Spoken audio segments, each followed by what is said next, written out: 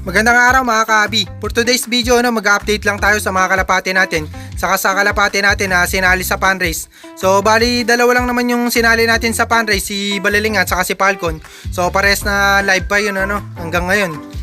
So sasabihin ko na rin sa inyo yung bloodline ni Balaling dahil may nagtatanong nga sa atin kung ano yung bloodline ni Balaling at saka nung kapares niya. So bali kasi inbreeding yung ginawa natin kay Balaling at saka dun sa kapares niya So mamaya sasabihin ko sa inyo kung bakit naging inbreeding yung ginawa natin doon.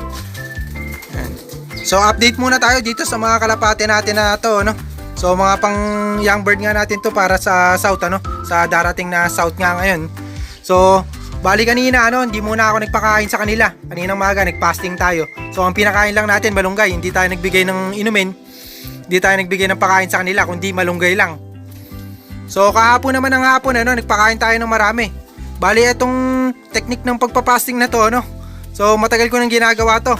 So siguro sa mga matagal nang nanonood sa atin, alam na yung ginagawa natin yung sistema nga natin na tuwing Sabado nagpapasting tayo o linggo So ito nga yung mga young bird natin kung mapapansin nyo kahit na nagpasting tayo, okay naman yung condition nila.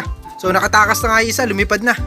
Kung mapapansin nyo, 6 na lang. So papaliparin ko na rin sila dahil nakatakas na yung isa.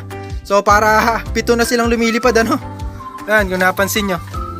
So 7 lang naman kasi ang kalapate natin na young bird nga na inihanda nga para sa south. So ulihin ko lang muna bago natin pakawalan. A few moments later.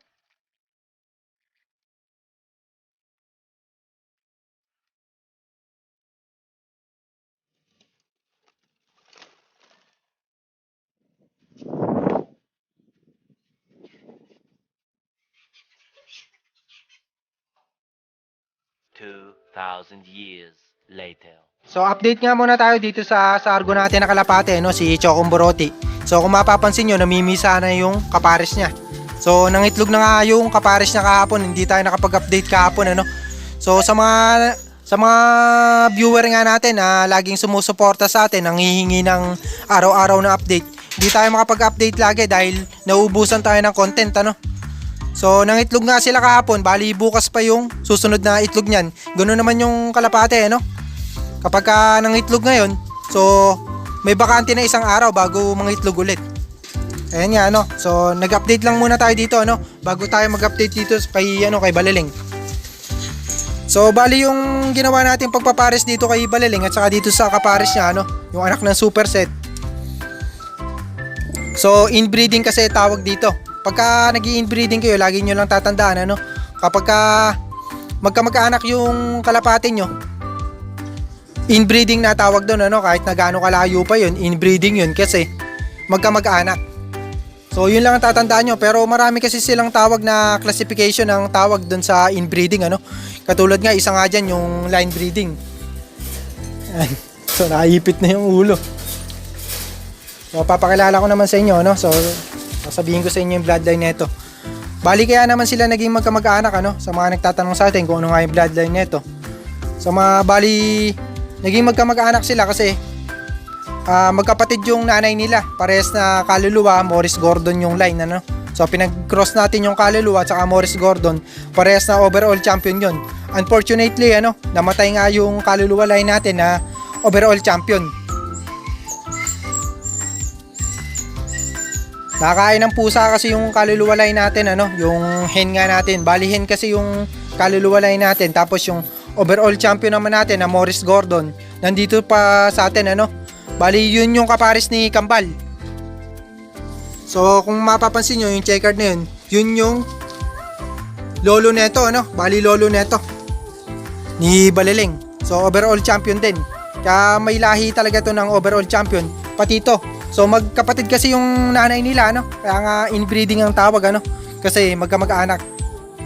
So yung tatay naman nito unknown line lang. Kaya naman tayo gumamit ng unknown line na kinross nga natin dun sa offspring ng natin ng overall champion.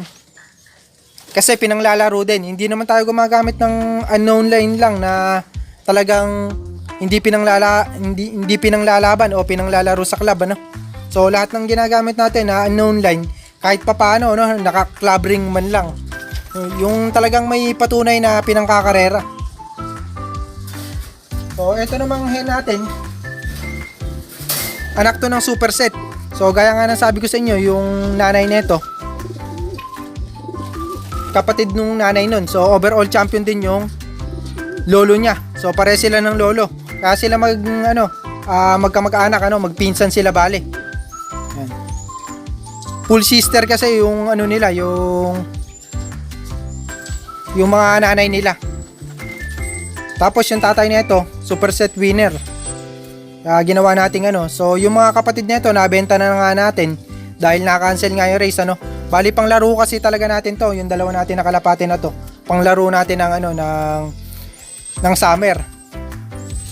So, yung iba nilang kasama, nabenta na nga natin. Sila na lang natira, Ginawa nating breeder ngayon. So, ayan, kung mapapansin nyo, flyer na, breeder pa. So, pinanglalaro nga natin to sa 4 laps, So, last lap na nga bukas. Sana makauwi sila ni Falcon. So, yun naman si Falcon, So, inbreeding din yung ginagawa natin dito dahil sila naman, tatay niyan to. Si Falcon, saka yung tatay niya. So, inbreeding din ang tawag dyan pagka ganyan. Basta magkamag-anak, lagi nyo tatandaan, inbreeding ang tawag. So, sa pag-inbreeding naman, meron kasi tayong tinatawag na line breeding sa inbreeding. So, sa line breeding naman, pipiliin nyo yung mga nag-champion, mga ganyan. So, yun ang pinagpapares nyo. Winner sa winner, speedbird sa speedbird. Yun ang tinatawag na na line breeding, So, hindi kayo nag-breed o nag-inbreeding ng halimbawa, stockbird. Papares nyo dun sa tatay kasi So, inbreeding lang ang tawag doon, hindi line breeding. Pagka line breeding, yun nga yung selective breeding na nag-i-inbreeding ka. Sa selective breeding kasi, pinipili mo lahat ng winner, lahat ng sineselect mo yung the best na pigeon mo, na kalapate mo, Yun ang ginagawa mo, kaya tinatawag nga na line breeding yun kasi pinasok mo yung selective breeding. So, sana may natutunan kayo sa pag-inbreeding, Huwag kayong ang tips ko lang sa inyo, iwasan yung magpares ng talagang close related talaga na magkapatid. Yan lang ang iwasan nyo kasi dyan pumapasok yung mga inbreeding depression. Pagka too much inbreeding na yung mga kalapate nyo, halos lahat ng kalapate nyo. Kaya kung mapapansin nyo, yung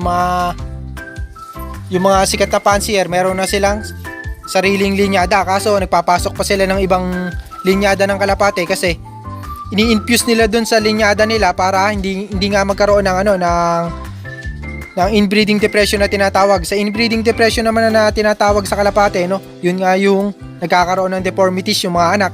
Nagkakaroon minsan bulag, minsan ngongo, yung tapyas yung tuka, minsan naman kulang sa daliri, sobra sa daliri. So yung tawag dito? Inbreeding depression ang tawag doon, So, yun nga iniiwasan nila kaya nag-i-infuse sila ng bagong linyada. Ayan. So, para mapanatili nila yung performance ng ibon nila, ganoon ang ginagawa nila, nag-i-infuse sila ng paminsan-minsan, Halimbawa, ibang linyada, kukuha sila sa ibang fancier na nagcha-champion. Yun ang ginagawa nila, pinapasok nila sa sarili nilang linyada. So, yun ang tips ko sa inyo, sa pag-i-inbreeding ng kalapate. Huwag kayong magpaparis ng magkapatid.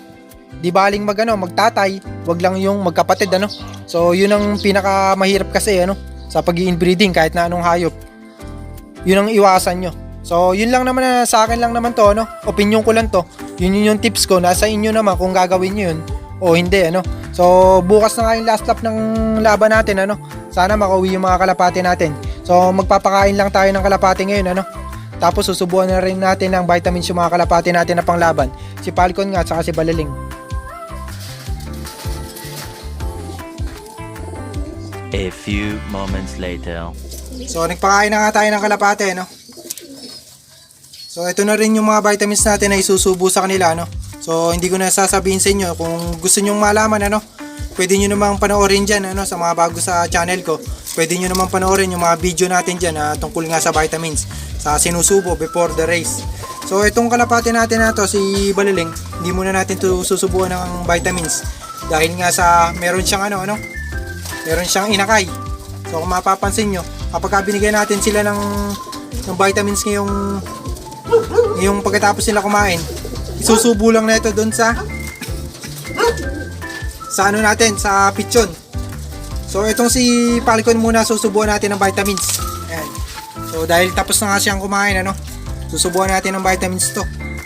Dahil wala naman siyang inakay na sinusubuan, ano, dire-diretso lang tayo ng ano ng pagsusubo. So papakainin muna natin yung mga flyer natin na lumilipad pa.